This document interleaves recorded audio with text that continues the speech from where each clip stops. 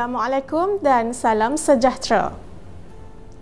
Topik yang akan dibincangkan pada pembelajaran kali ini ialah watak protagonis dan watak antagonis yang ada pada watak dalam novel Justeru Impian di Jaring Tingkatan 3 karya oleh Zaid Akhtar. Baiklah, terlebih dahulu saya akan memperkenalkan guru-guru yang terlibat untuk sesi pembelajaran kali ini, iaitu saya sendiri, Cikgu Nur Fitri Sabariah binti Abdul Muttalib, seterusnya Cikgu Nur Faizah binti Baharit dan akhir sekali Cikgu Nazifah binti Atikullah.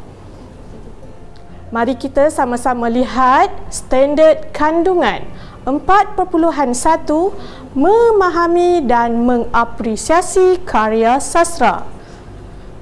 Seterusnya, standard pembelajaran 4.1.1 memahami dan mengapresiasi karya prosa dengan menyatakan respon peribadi terhadap kekuatan dan kelemahan sesuatu karya.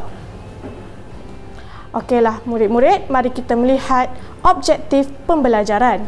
Di akhir pembelajaran ini, murid dapat menyatakan sekurang-kurangnya dua kekuatan watak protagonis dalam peta iThink dengan betul.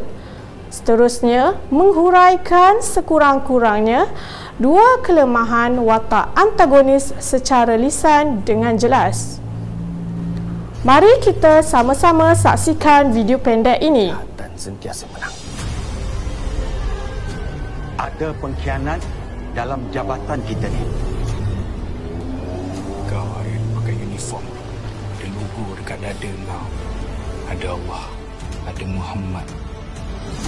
Kau tak malu ke? Sedap kau makan rasuah selama ni. Kau tu polis. Kalau kau tak percaya undang-undang, negara kita nak jadi apa?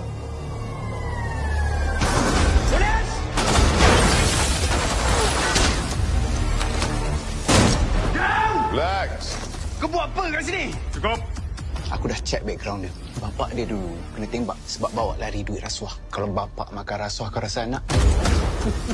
Aku tak pakai rasuah. Kau nak tahu apa yang lagi buruk? Polis bunuh orang. Cukuplah, Nas. Tak, sekarang ni kau ada bukti ke? Daripada kau tuduh aku, baik kau bagi tahu aku apa Tuan Malik buat dengan kau dalam bilik dia. Negara ni ada undang-undang, Nas. Letak pistol kau. Negara ni kena ada orang macam aku. Kau tuduh aku ke? Tak ada bukti. Tuduhan kau tu tak ada nilai kat mahkamah. Di Malaysia, Nas. Kau takkan lepas. Jangan percaya polis yang tak makan rasuah.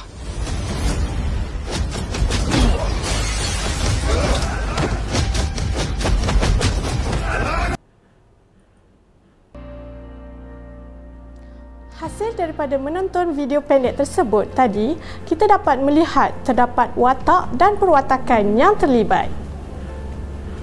Baiklah murid-murid, mari kita lihat apa itu definisi watak dan perwatakan. Definisi watak merupakan pelaku yang mendukung dan menghidupkan sesebuah cerita. Watak boleh sahaja terdiri daripada manusia atau bukan manusia seperti binatang atau benda. Seterusnya, kita lihat pula definisi perwatakan. Perwatakan merujuk kepada gambaran dan sifat yang dimiliki oleh watak. Gambaran dan sifat-sifat ini boleh dilihat daripada aksi atau dialog. Contohnya, baik hati, berani dan jujur. Berikut merupakan dua aspek watak yang terdapat dalam novel. Yang pertama, watak protagonis. Watak protagonis ialah watak yang baik atau watak putih dan berpegang kepada kebenaran. Seterusnya, watak antagonis. Watak antagonis merupakan watak jahat atau watak hitam dan menjadi penentang terhadap nilai hidup watak protagonis.